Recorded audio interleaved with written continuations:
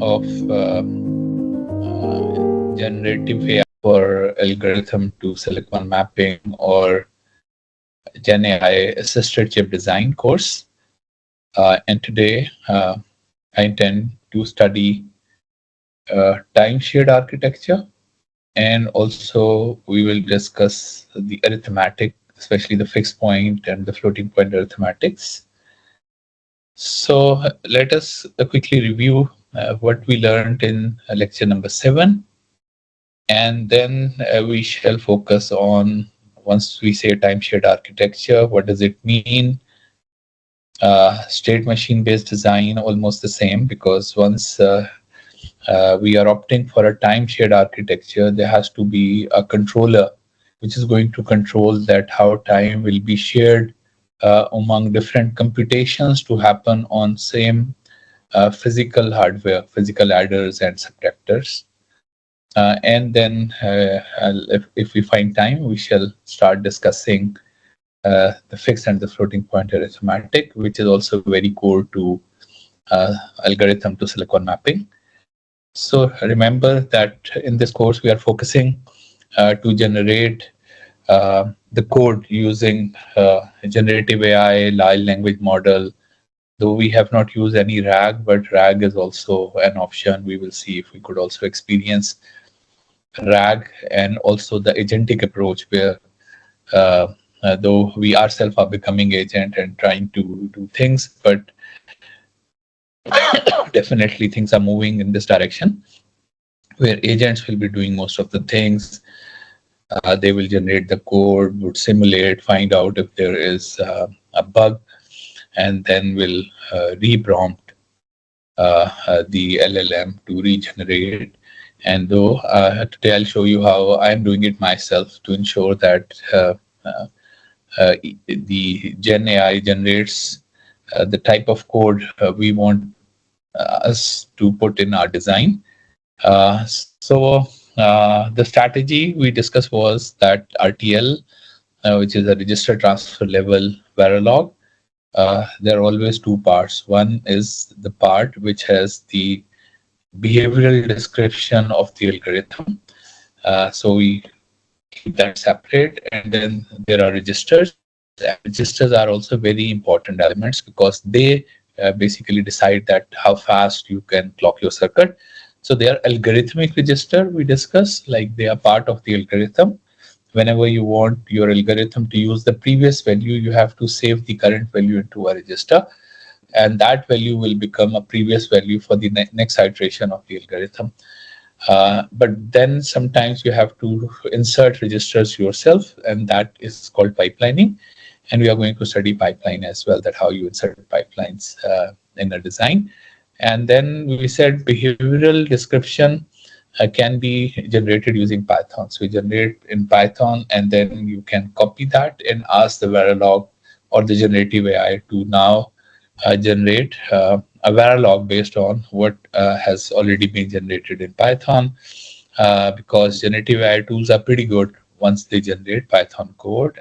And though they are kind of, but you have to do a little more work to make sure that the Gen AI tool generates the Verilog that you actually want to use in your design. So I showed you this strategy for SHA-256 algorithm, and then I showed you how you generate, for example, this function which rotates, and copy it and then paste it in the Gen AI engine and ask it to generate. It generated a module, and then we converted that module into asking it to generate a function. So it generated a function for the module, and then the logic, basically copying it from uh, Python and asking Verilog to generate this in a module. Then we started discussing system level design, and I have been like emphasizing again and again that at a system level, design is perhaps the most critical and most important because it has the largest impact, and this is the biggest decision that you're going to take once you're designing your architecture. So a system level, mostly because we are talking about synchronous digital logic, where we have behavioral code which is actually doing things, and then register code and registers behavior and register behavior and register. So we think of the entire architecture as cloud, and cloud are the computational cloud, which where the computations are actually being performed, and the storage, which are the registers. And then I also then said, many designs you don't have a fixed sampling rate, so you got to make sure that you, especially for real-time systems, you got to make sure that you are in real time, you're processing whatever is input at that rate, you got to process it at that rate. And if it is not real time, sometimes you try to go as good as possible, like LLM, you try to generate as many inferences as possible. So you want to go beyond actually the real time, so that you say, I can do these many, generate these many prompts in a second. So there is no upper limit, so to say. So you got to be as fast as you could, because then you can have more and more and more users logged onto your hardware, where you're just scheduling different users and processing them. And but in many, the sampling rate is changing, so you got to make sure that you understand not only the sampling rate changes, but the data requirement also changes once you move from one block to another block. For example, this is a typical receiver, where you have a down converter, then a demodulator, then a forward error correction. You may also be encrypting. So all these modules, they require different amount of data. So it becomes a pretty complex problem that once you are designing a real-time system which is also a multi-rate system. So then you have to think about figuring out a firing mechanism where you collect enough amount of samples, and then you keep firing different nodes to ensure that everyone has always enough data to fire. And then two approaches. One is that you can do multiple firings. So you balance the firing equations, balance them in a manner that this has to be fired these many times, to this fired these many times. And there, you make a good architecture, but you add a lot of latency. And so it depends whether latency is a consideration in your design or not. The other one is, as soon as the node has enough amount of data, you fire it and you just make it do the things and pass the data and to the next FIFO. We studied this. We said this is a KPN, Khan Process Network, where every processor is kind of a part of your algorithm, which has its own character. Like encryption is very different from modulation. Modulation is very different from forward error correction. So each of this block has a very different character. And definitely, once you're thinking in terms of architecture, you got to treat them differently. Or if at all you are making an instruction set, and then you may able to just create an instruction set which can do everything, but then it becomes a general purpose processor. So usually you look at the character of the module, of the block that you are putting in hardware, and see that how many of these processors that you got to design. And then you just have the intermediaries which will collect enough data, and then we'll just keep firing the nodes. Very interesting architecture. And you can actually think of something which may be very deterministic to use these type of architecture, but still, like JPEG has a very different types of computations are performed, like discrete cosine transform is very different. Then the quantization is very different than entropy coding, because entropy in coding, again, depending upon the amount of information in the JPEG, it may vary. So the JPEG, the size of the JPEG itself image would vary depending upon how much resolution, fine resolution is there in the image. So JPEG can be KPN, and even MPEG can be a KPN. In MPEG, there is a lot of similarity from once you move from one frame to another. So beside the special similarities, where you have in a frame, a lot of areas are the same. But then if you go from one frame to another, there's a lot which is common. So you make use of that also once you're coding intermediate frame, I frame, and P frames. And so and then making an MPEG chip, once you are thinking about it, again, every block has different character. And then you are seeing that, okay, I have all these processors, and in between I'll put my FIFOs to keep the data. So the frame comes in, and you need to make sure whether you are encoding the I frame or the B frame or what type of frame that you are encoding. I'll not get in detail, but this is how, one way is that you use KPN. So and again, please remember that a system level design is very critical once you're making this design decision. KPN has its own limitation, which we discussed. One is that you got to make sure that it is sequentially being processed from one block to another block to another block, and it will always be processed in the same sequence. Okay, because that's how you have architected your design, that you do this, then you do this, then you do this, and in between you insert FIFOs. But if you are not sure about which block will you be processing next, for example, depending upon some configurations that you are doing this or that or this or that, and then obviously you cannot have this type of an architecture. And then if there are other limitations on the FIFOs, that you have to just read in everything in a sequence, and you have to write in a sequence, and you have the and usually FIFOs they only write. So you can have like different type of FIFOs, but usually many algorithms, if they're not following this, then you may opt for a very different architecture, which is a multiprocessor system on chip architecture, where you have memory controllers. Every processor has its own memory, a simple communication controller, which will just connect it through a network on chip to the most appropriate processor. And you will able, any processor now can send data to any other processor. So they are not working sequentially.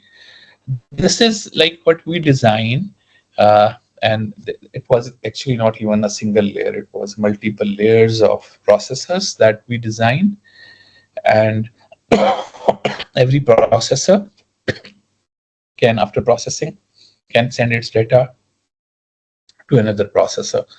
So you require a system on chip solution and a network on chip solution, where you have multiple interfaces. The data from multiple interfaces can go to any processor, and then any processor can do the processing and can pass its data to the other processor through its memory, through DMAs. And so this is kind of an architecture we design. We have, like, because we are working on voice over IP, so in voice over IP you have DTMF detection, and then you are doing line echo cancellation. And once you are doing voice, sometime in voice you may find a DTMF digit, because remember, sometimes you are asked to input your credit card number, for example. Then you just within your voice call you start inputting a digit, so that digits are to be detected using the DTMF processor. So from the DSP, though, usually you are just doing voice compression, decompression, and then you find out that you have to sometimes send this to a DTMF engine. So you need to have a requirement where a processor can send something to another processor.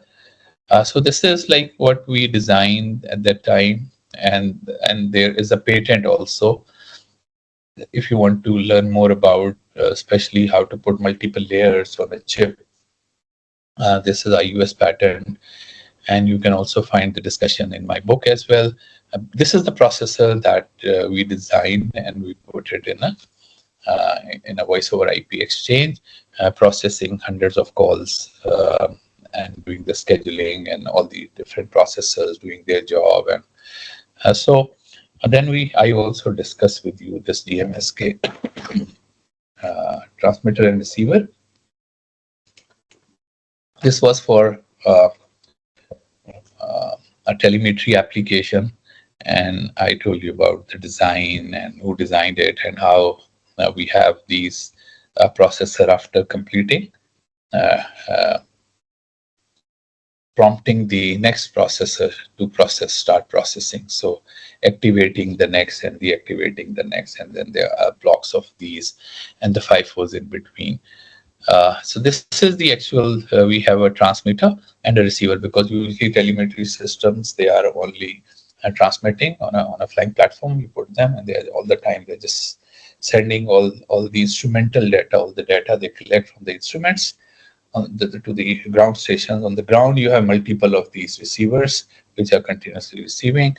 And as you can see, this is once we were doing it in MATLAB, that what type of modulation, what type of error correction, what type of they want to do encryption or not, and simulating the channels. And so even in the MATLAB, just doing block by block by block by processing every block, you can configure and see that how your algorithms are performing before you map them onto hardware. So this is like where we said, okay, you may have architecture where you have multiple clocks available. And how do you figure this out? You have a clock frequency that you're running this at 500 megahertz and you're sampling at 100 megahertz. You say, oh, I have 5 cycles. Means that you can fold the architecture 5 times to process. So you got to know your budget, and finding the budget is very simple. That finding the budget requires you to have know what is your target clock, and once you know, so you need your target clock and your sampling frequency at which you have to. So you just divide them together each other. Let's say if it is 4, and your sampling frequency is 1 gigahertz, and the 4 you're clocking at 4 giga cycles. So you have 4 cycles available to process a sample. Now you have to cautiously use this 4 cycles to process a sample. Once you get a new sample, so you must be able to do it in 4 cycles, and this is the budget that you have. And so the entire design is going to revolve around this number 4. That this is how much folding you can do. If there are 4 multiplications in the algorithm, you can only put 1 multiply. Just putting 4 multiplication is a bad design because you are wasting a lot of resources. They will not be doing anything. So let's say all the 4 multiplication you're doing a single cycle, then rest 3 cycles you're not doing anything because of this, that your sample would come after 4 clock cycle. And always you can do pipelining and stuff. So dedicated is where clock frequency, sampling frequency, we learn about few examples. I also told you once the data rate is changing, then becomes difficult to really handle. Either you have a firing mechanism where you think that how many times each node has to fire to make sure that it consumes and generate enough samples for the next node to consume. And because it's not really equal, so there is going to be some multiple, like you fire 147 times to generate 2 into 147 sample, and if you multiply them together, you will see that this, which because it is using 3 generating 4, it will be generating 98 by 4 because B will be executing 98 times. So similarly, you figure out about every node and make a design. So many time of data flow graphs, because once algorithms are of this type, so you got to think about that how you are going to do the scheduling, especially if there are different data rates, which are, or the data amount that if it is like the same, then it is a very simple case, because for every computational block, dedicated architecture, you make a dedicated hardware block. And if you're not meeting timing, then you can just cut it and put registers. So these are called pipeline registers. So all the paths from input to output must see the same number of pipelines so that you are adding latency. But with this, you can clock this circuit at a very high clock rate. So we discussed this, that how you do the, and then I started discussing the CNN. So many people are interested in implementing convolutional neural network. Obviously, if you are doing on a dedicated architecture, it will eat up a lot of resources because the amount of multiplications that you will be requiring are humongous. Because every kernel is a 5 by 5 kernel, if there are 32 of these kernels, and then the image size is like 32 by 32. So how many times you have to pass this kernel, and if you're doing it in a single cycle, it's going to consume a lot of multiplication and additions, and especially all these fully connected layers are also going to be very heavy on hardware resources. So usually need to decide about how much folding are you going to do. So how many convolution, how many kernel operation you are going to do in a single cycle. And it really results into how many multiplication and addition. If you say, okay, I'll just put a kernel, and there are, like, if it is 5 by 5 means 25 multiplication and 24 addition, I just do, and then I move the kernel and do the next. But then the fetching of data becomes very critical. How for the next iteration, once you're moving, how you are going to get more data from the image and more data in a single cycle. So it's very intricate design, not an easy thing to design, especially once you have convolution operation, and especially 2D convolution operation, because your memories are 1D. You cannot have a 2D memory where the image will go and sit in the memory. In memory, either you have to save your image row-wise, means you have 1D memory and you have a 2D image. So you put first row first, and then you put the second row, store the second row, then you store the third row, and similarly you store the image. Now what happens in a convolution operation, you not only require the row-wise data, you require first, let's say this is the block. So you require first 5 samples from the first row, next 5 samples from the second row. So you have, like, first 5 samples sitting in this row, then next 5 sitting in this row, then next 5 sitting in this row. So it's not like easy way to extract crank memory to get all the data, and the speed up will be limited. That how is your data access, how fast you can access data. If you're, though you have, like, a lot of multipliers and adders, but you cannot handle the memory properly, and you have to waste like 5-10 cycles. They are 25 operands, so 25, bringing 25 operands every time would take 25 cycles if you're not smart.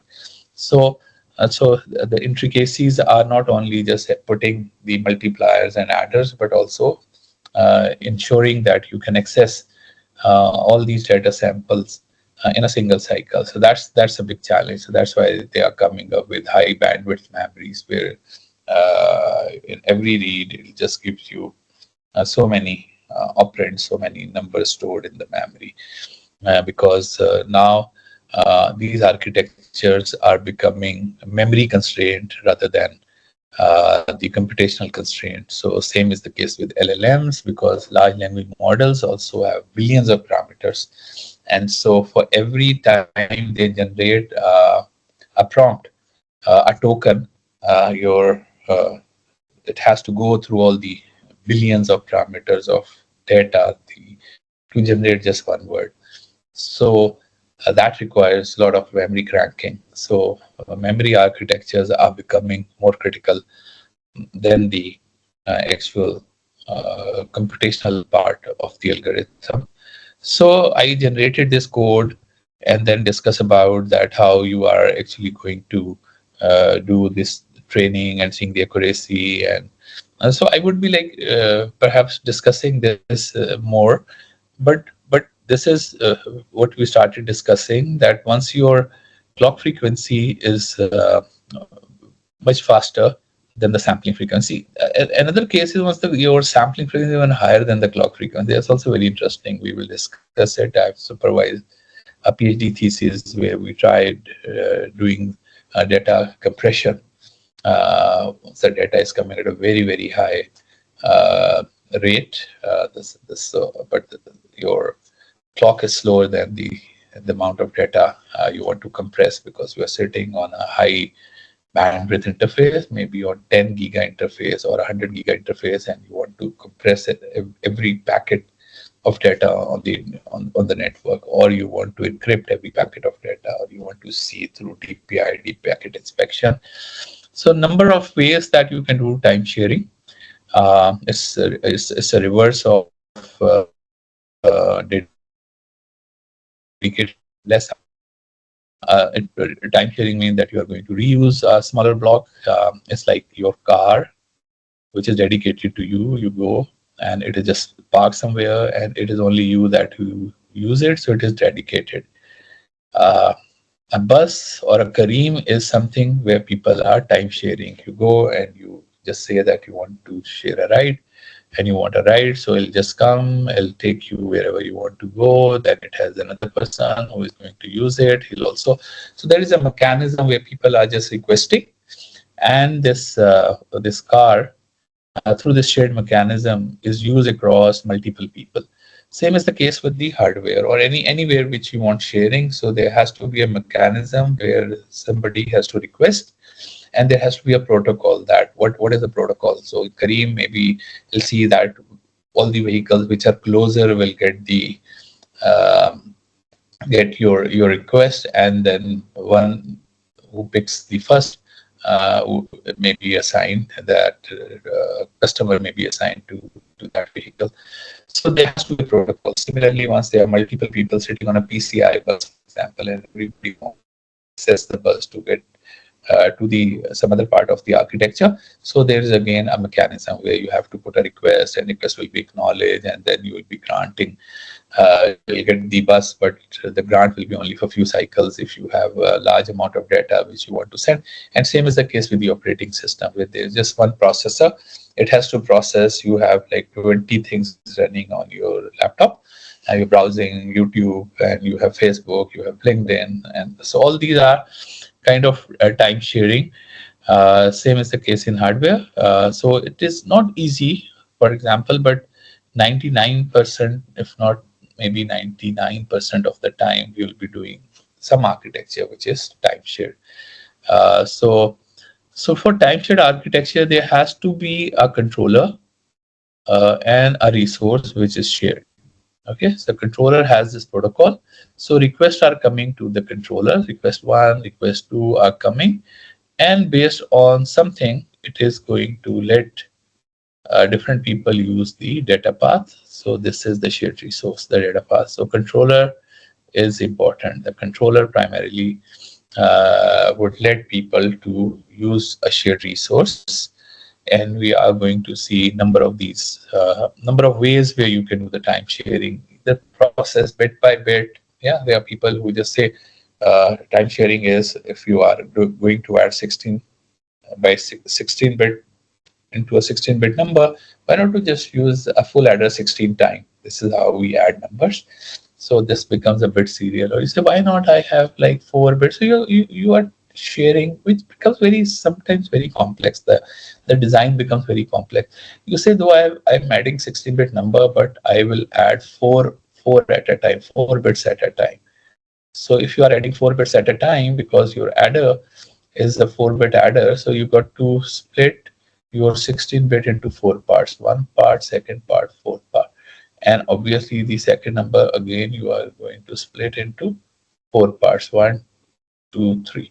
So first you add these two numbers, these 4 bits number carry, so because you have only one adder, which is a 4-bit adder. This is called the word serial architecture. Word serial is you define what is the size of the word. Then you add these two number, and you have to send them here again. There has to be a marks, there has to be a controller, then you add these two 4-bit number, and then you add these two 4-bit number. So this is kind of a design where you have 4 bits, and then you add 16-bit. But again, it becomes really complex, and sometimes you may prefer to do it. Mostly people do the sequentially, that this is your algorithm as it runs in Python. So you do the first thing here, then the second thing, then the third thing, then the fourth thing.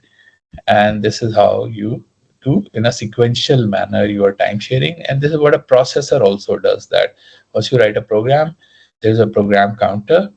The program counter register has the address of the instruction it is currently executing. This is the program counter register. And so it brings the next instruction, execute. Then it brings, so there is a program memory, and program memory has your program.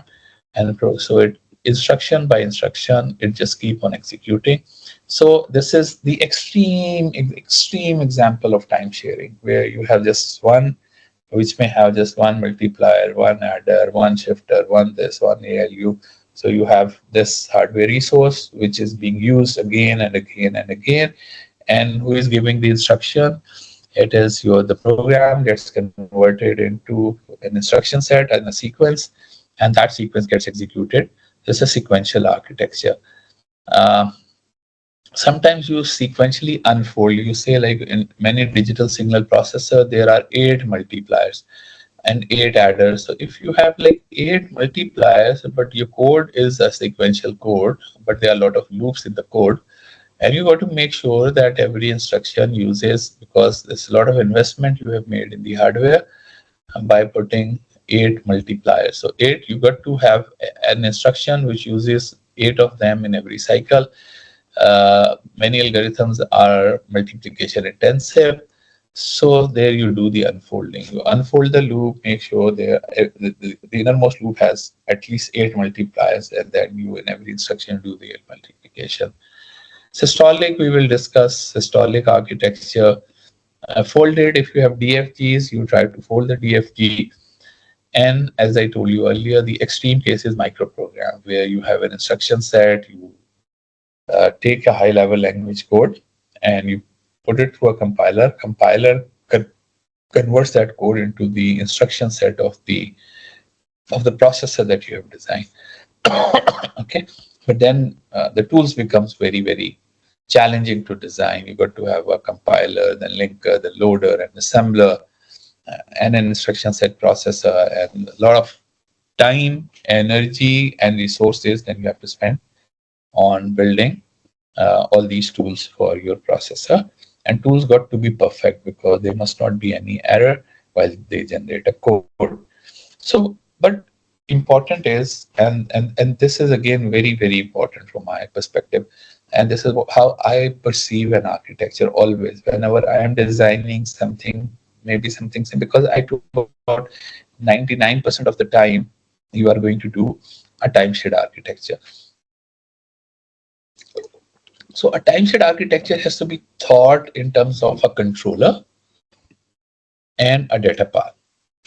So a controller is the intelligent person. He knows the state. Like in a microcontroller, there is a controller which has the program counter, which is the state register. It knows the state of the entire architecture. Okay, state of the entire architecture. This is what it is executing now. Okay, so controller usually has a state register. Okay, so it's the state register, and then it sends the control, because it knows the state of the architecture. So whatever new request it is getting, so there is a protocol which it is running, and that is something which that you have defined. So it controls that what has to be done. But actual things are done by the data path. Okay, so actual multiplication, addition, storage. This to me looks like Pakistan as well. Like there are somebody who is actually controlling, because they think that they know the state of the whole country. So there is a state register, and they have visibility of all the inputs they are getting. And then there are people who are just supposed to do what they ask them to do. So they are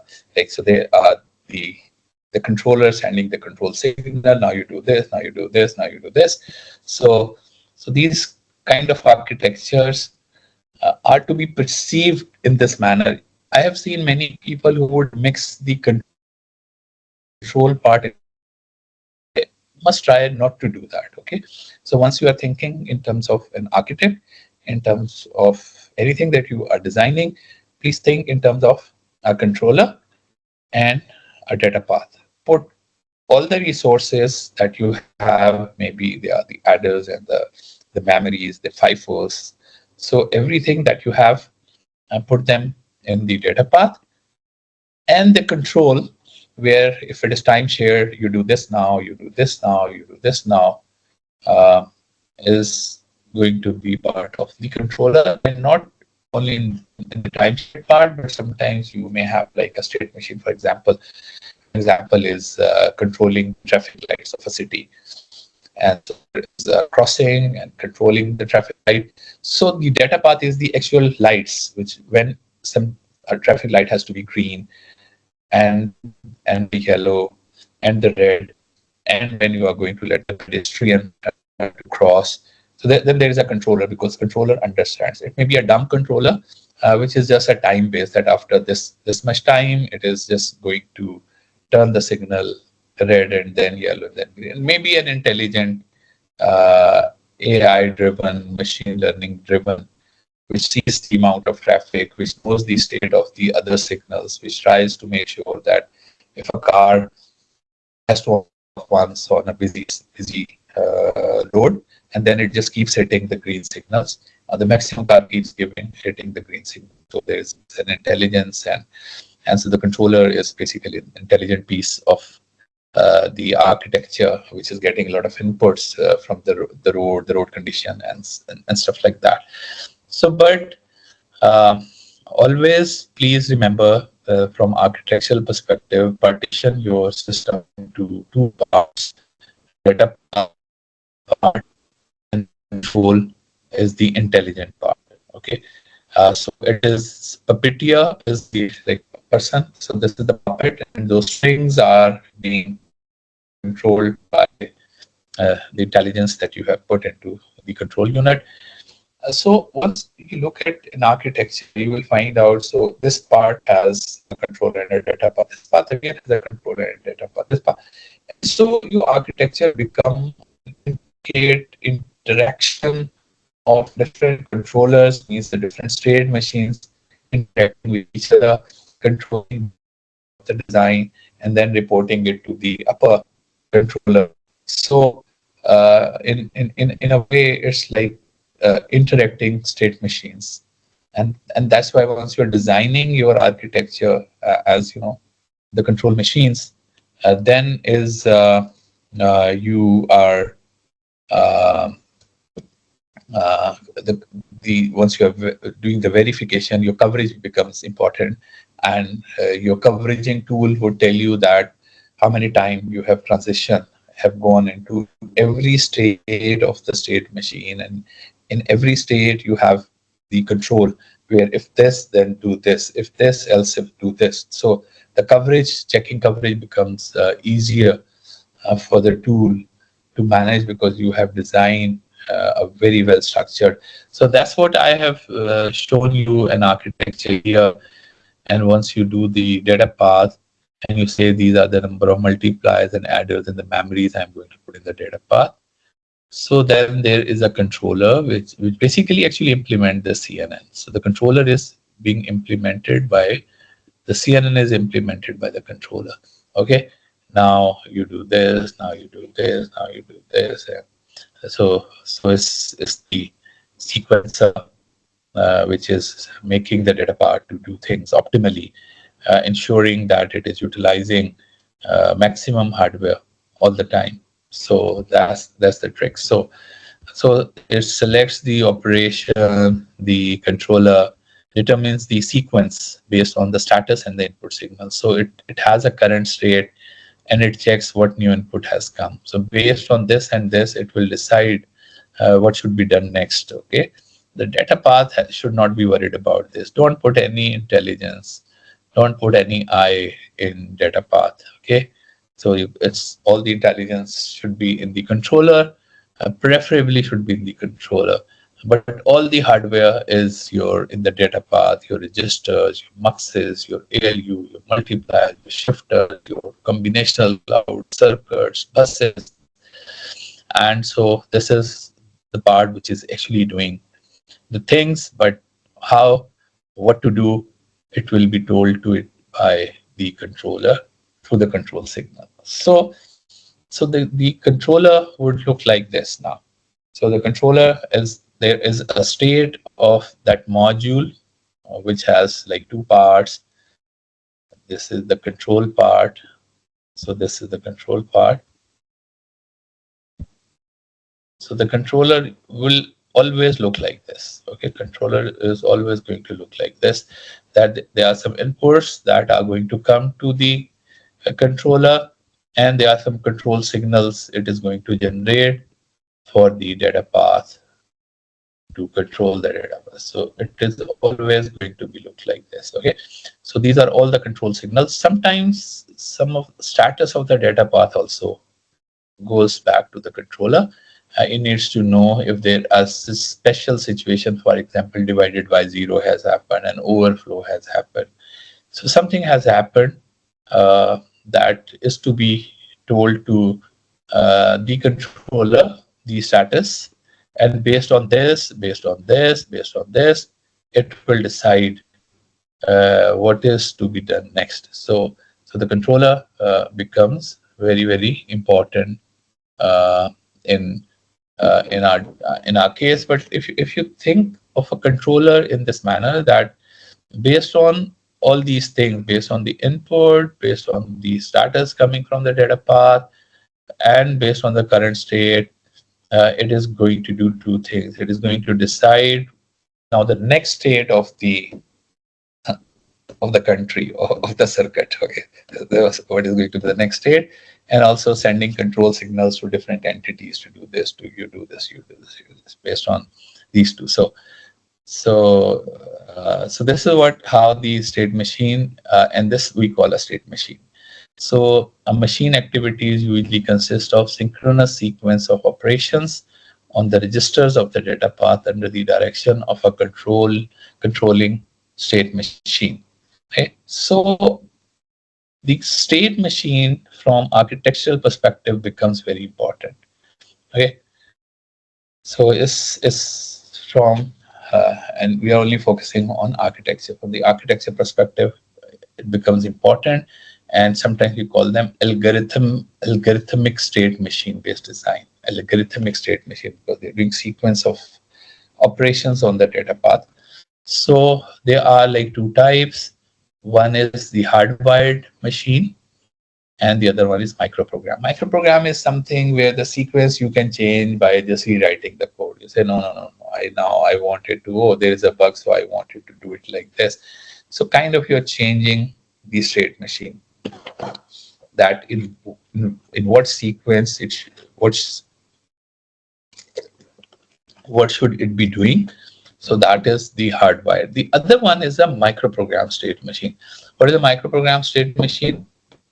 Where you have a program, an instruction. Example is your Pentium processor, your RISC-V, your digital signal processor. So anything that you know is a microprogram state machine. It is the state machine which is basically controlling your data paths. And you say it says 16-bit data path, or this is 32-bit data path, or a 64-bit data path, means that all the operations can be 16-bit, 32-bit, or 64 bits.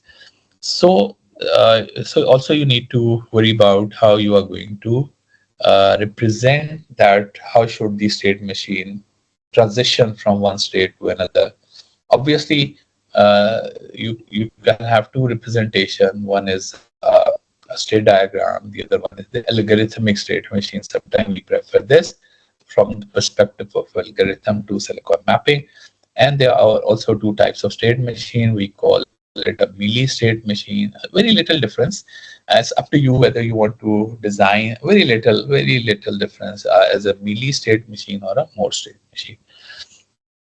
So we know it is also called a finite state machine. Why a finite state machine? Because it can only transition into finite number of states. So there is a state, then you go to another state, and then you go to another state. Okay, so this transition based on some time input, but there are only going to be finite number. It's not going to be an infinite state machine where the state of the circuit can go to any limit. So once you are designing, and that will help you to understand that there could only be 2 raised to the power n possibilities. So the state register is the most important element. In case of a processor, it is a program counter register. But again, for us, now this will have the current state of the state machine, because the state can have 2 raised to the power n possibilities. So this is going to be an n-bit register. It's a register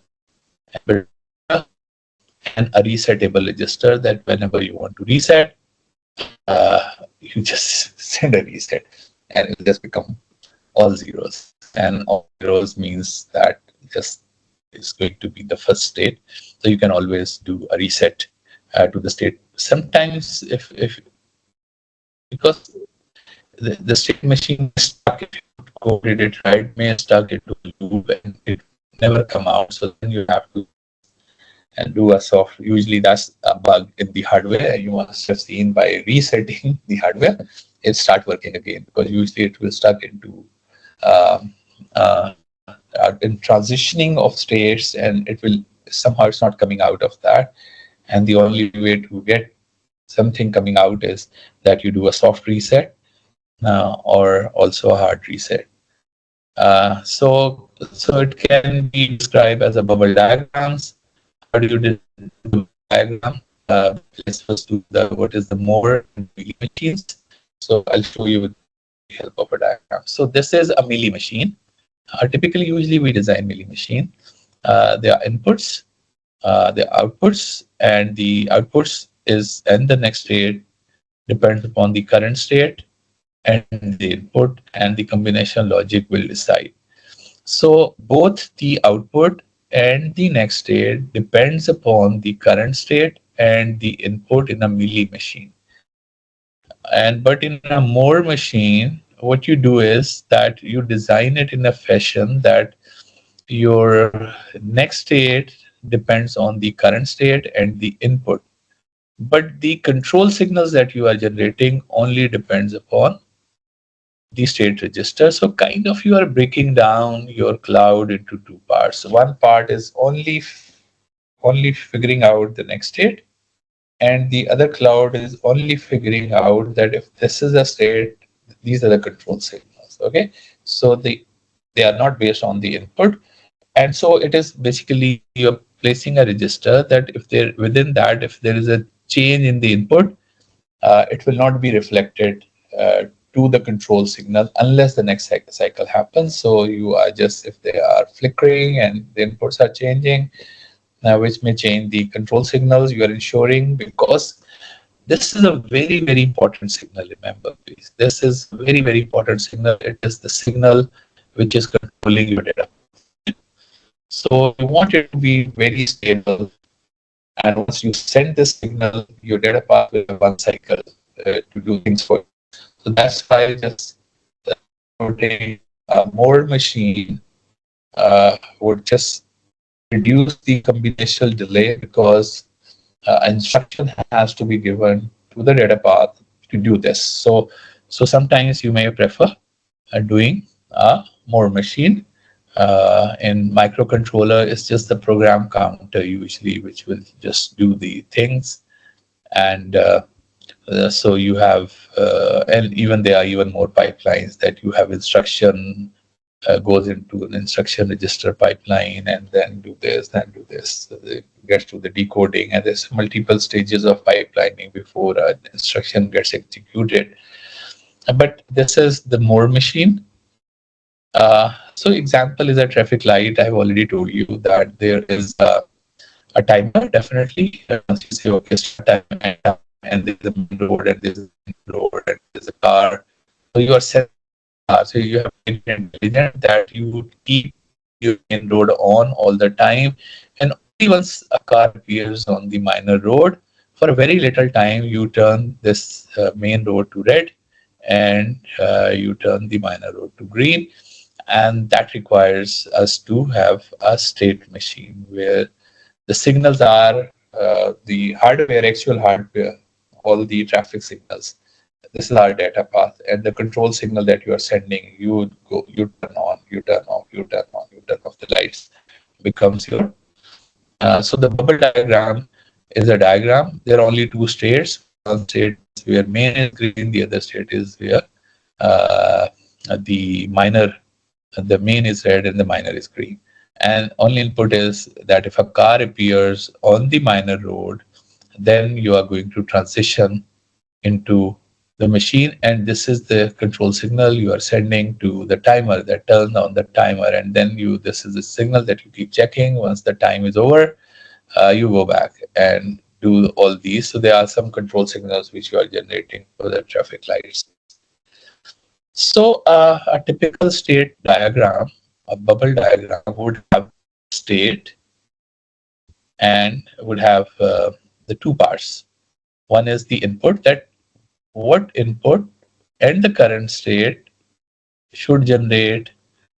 So this at 0 and 0 mean if input is 0 and the state is as 0, you are going to generate 0 at the output. So that's how you should just think about a state machine, that you are in a current state and an input comes, and the state machine says count four ones. If once you get four ones, you generate one at the output. So in this case, you have like a 0, but then you get a 1, then you get a 1, then you get a 0, then you get a 0, then you get a 1, then you get a 1. Once you get a 4 1, you generate 1 at the output. Otherwise, you keep generating 0 0 0 0 0 at the input. So these are the output. This is the input. So, so if you have 0, you remain in state 0. But if you get a 1, you do a state transition, still generate 0. So again, you get a 1, you go to this state, but keep generating zeros. Get a 1, you go to this state, and get a 1. Now this is the 4 times you generate 1 at the output. So once you are encoding a state machine, you need to figure out how many states there are going to be, how many states. You may have an enum type of declaration, or you have these states as parameters, S0, S1, S2, S3, and usually you must have two different modules, two different procedural block in a state machine. One is your combinational cloud, as we have seen. So code this separately. So code this separately in a procedural block, then this in a procedural block, and the state machine itself in a module, and the data path in another module. So I've generated some code. I'll show you in a while. So usually you have this is how you are designing your state machine, that this is the combinational path that you have based on the current state or an input. If the current state is as 0, you check, and if input is 1, then you are going to do the state transition to S1, generate 0 at the output as you remain in this state, and you keep coding rest of the state machine until you have end case. And you can also have a star here. So you can have a sensitivity placed, or just a star at static. And then you have this part, which is doing nothing. If you assert a neg reset, you reset the state register. Otherwise, always next state becomes the current state. So that's how you put the sometimes state diagrams, especially if you're once you are doing algorithmic, making an algorithm to implement as a state machine. ASM charts, algorithmic state machine charts, they do better. Algorithmic state machine is almost it's the same, but it's more like the algorithm. So we do the algorithm state machine based design. It's a flow chart, like there are different has the characteristic. Primarily, you have a rectangle box state, and or to check the input and the current state and decide what should be output. So output is the equal block, and what should be the next state. So that's how you do the designing. So you have a state box, you have a decision box, then you have a conditional. So this is the output, this is the conditional log. So you have the code, and sometimes you want to be more descriptive. So as descriptive as you could be would help you to generate, or to actually will help you in your thinking process, that okay, this is how I'm perceiving my controller to work like this. So usually the state name you put here, the state code that you have decided for that particular state you put here, and if it is a more machine, then the state will also generate some outputs.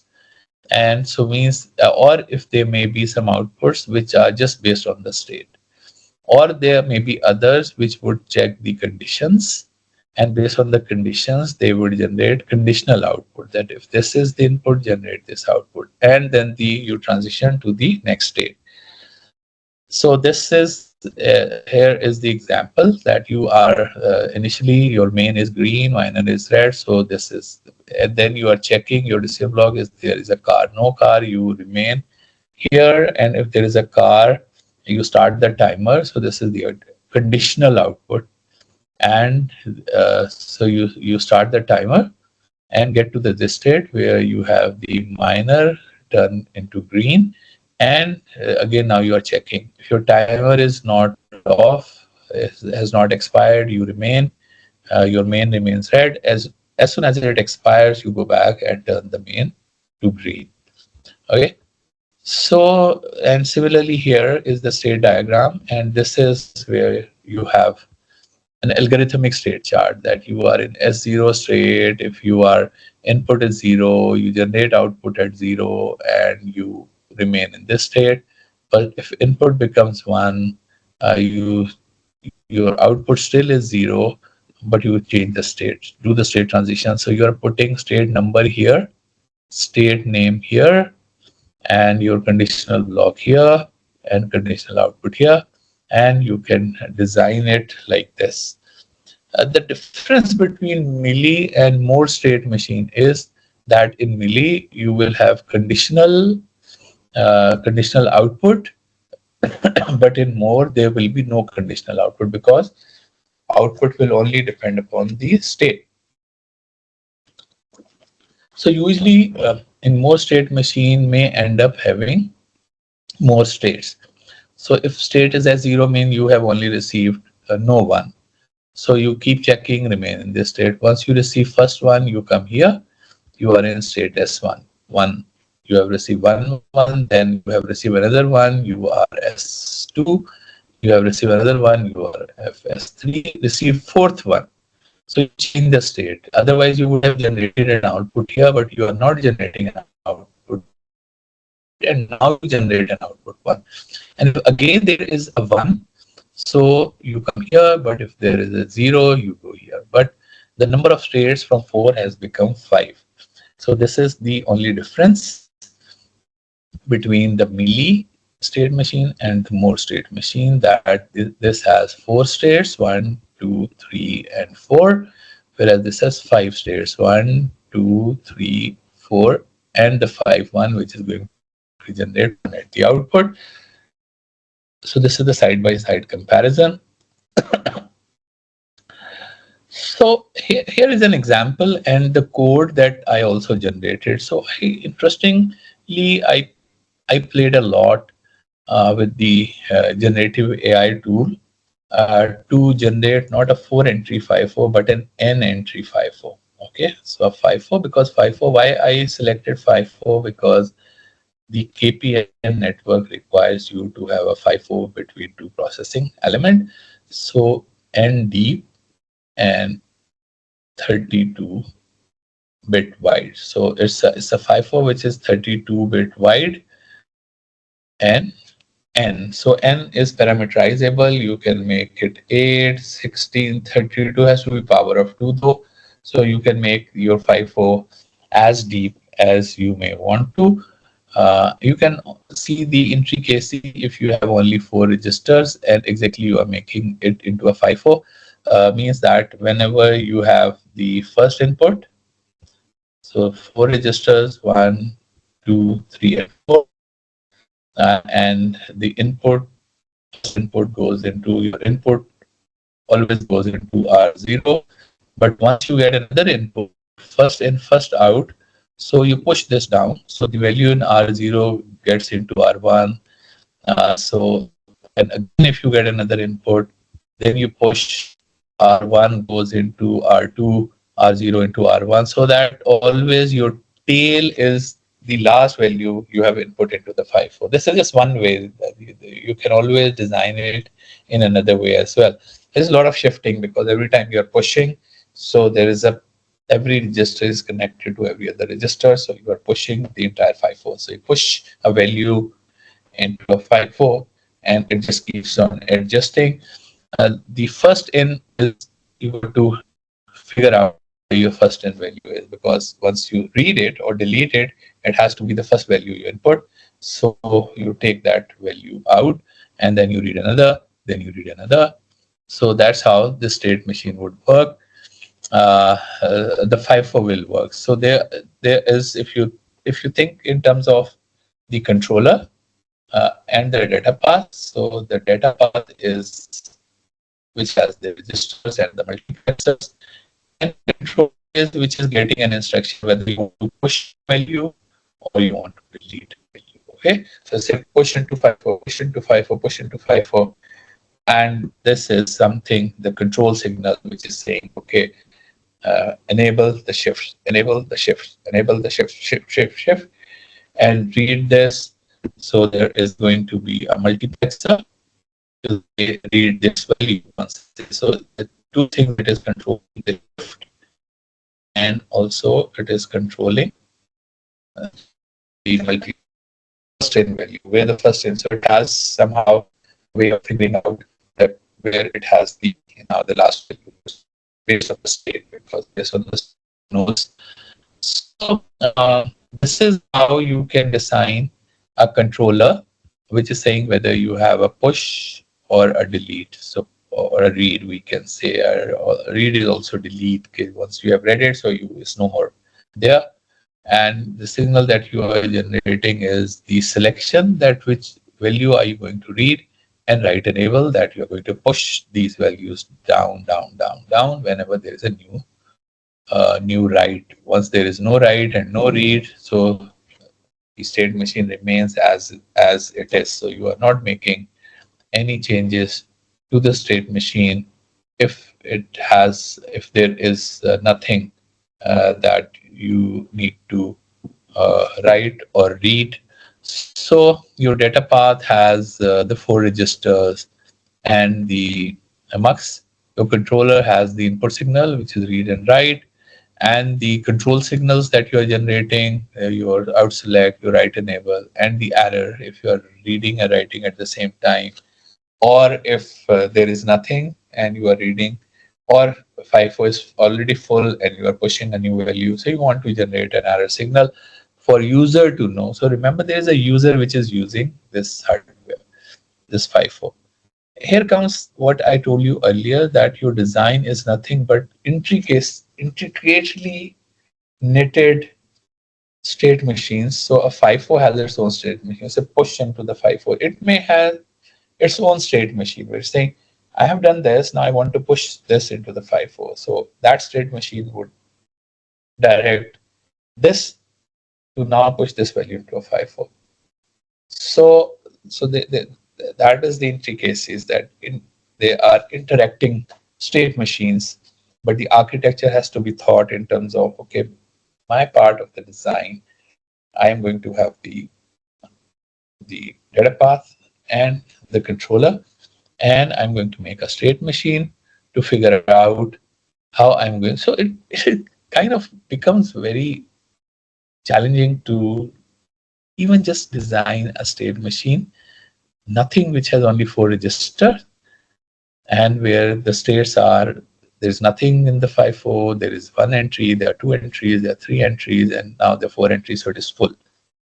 And you want to design it as a milli-state machine. So you sit down and say, okay, I'm going to design it. So my first state is S0, and if there is empty FIFO and somebody is trying to delete a value, so I will generate an error signal. I'll get back to the state. If there is no delete, no write, I'll remain in this state. I live in this state forever. But now somebody wants to write, because now somebody wants to write, I need to now sample this into R0. This value, new value needs to go to R0, and I need to change my state. So I am going to enable the register to latch a value. So the value at the input bus will get into the R0 register. So you are generating a write enable signal and changing the state, and now you are in S1 state. In S1 state, there is somebody who wants to read it, so you go and go back to state is empty, because there's only one value you have read. If somebody is trying to read and write at the same time, so there is a read and a write, so you generate an error. But if there is only a write, you do push R0 into R1 and new value into R0. So assert the write enable signal, change the state, and you are in the state. Okay, that's how you are going to develop a state machine, and then you go and implement it. I was like thinking, this is now the interesting part where I have generated this using chat gpt, and you can try using Gemini and the Copilot as well. So once I was thinking about a state machine, a FIFO, and I don't want to get into the complexity where I have so many states. If only for four it looks that ugly. So what will happen if I have 1024 actually depth? So I thought, let's not do it like this. Let's think about a memory which is kind of uh, a FIFO. I'm turning this memory into a FIFO. Okay, so I will have two signals. Obviously, uh, I have this data in that is to be written into the FIFO, and I have that data out which is to be read, and I need to have few error signals which says FIFO is empty, somebody is trying to read. So these are the status or the error signal. Somebody is trying to read, whereas errors, and this is where you are reading and writing at the same time. Usually you don't want to allow that. There's going to be an error, and FIFO is already full and somebody is trying to write another value. You need to tell the user this FIFO is already full. Otherwise anybody who is using it will just keep writing, keep reading. So you got to prompt, oh, no more value because I'm already full, so hold on. So there is an overflow condition. The next person who should use it is busy doing something else, so the FIFO is full. So you also hold on. So you just tell the previous block to hold on.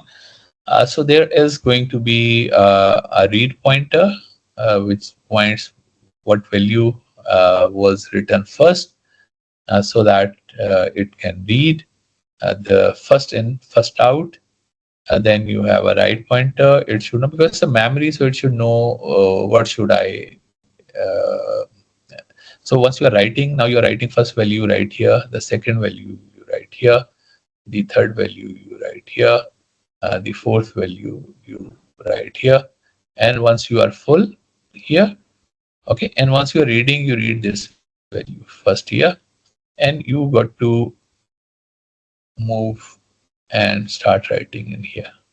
So it's going to be a circular FIFO. So if you have read this, you can write here, read this, read this. So the read pointer is saying where you are, and write pointer is saying where you have to write, and it's a circular writer, circular reading. And then there's a count which is saying how much FIFO is full or empty. Okay. So this is a count. So whenever you write, count goes +1, count goes +1, count goes +1. Whenever you read, count goes -1, count goes -1, count goes -1. So if it is 0 and you are trying to read, it'll say, oh, there is no value. So there is an underflow. And if count is full, equal to n, it says, oh, I'm full. So if you're trying to write, I'll generate an error. And you assert the signal. So here you are saying somebody wants to read a value and somebody wants to write a value. If you write, so it will write whatever is on the input into the memory. And when somebody is want to read, it will say, okay, you read this value. If there is no error signal, it is okay to read this value. So you have read it, so I'm going to delete it from my FIFO. It can be overwritten. Now you have read the number 2, so I'm going to delete this. Read this, delete this. So it's a circular pointer, very, very, very interesting design. So I started prompting. So I give this prompt to ChatGPT. Let me also show you the prompt. Here is the chat GPT, and this is the prompt which I gave to chat GPT. Okay. So I asked chat GPT,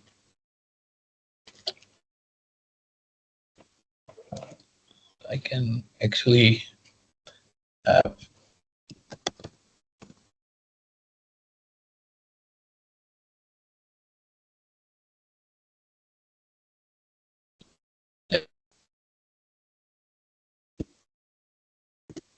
so this is the prompt.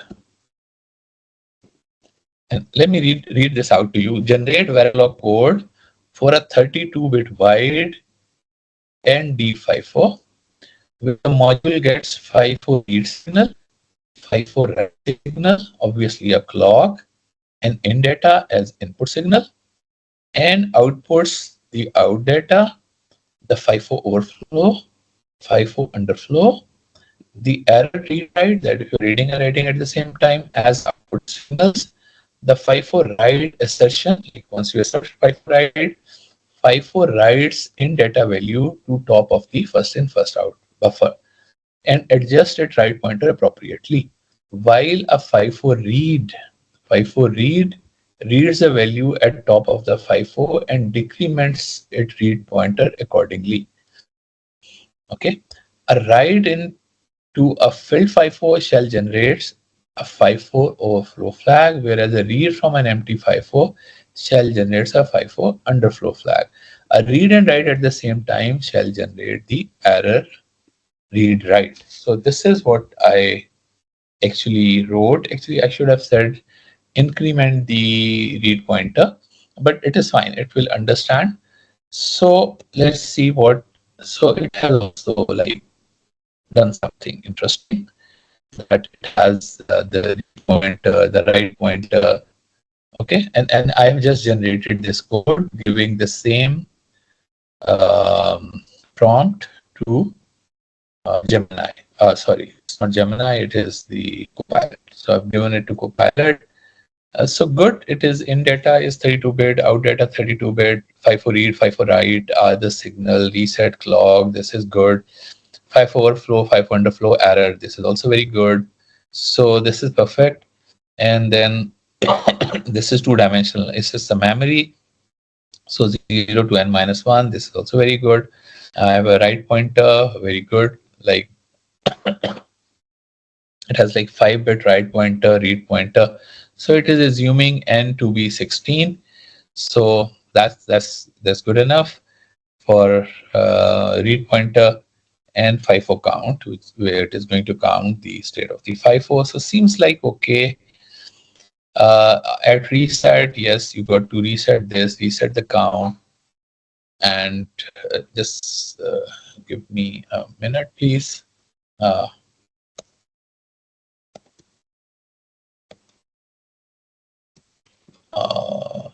Give me a minute, please.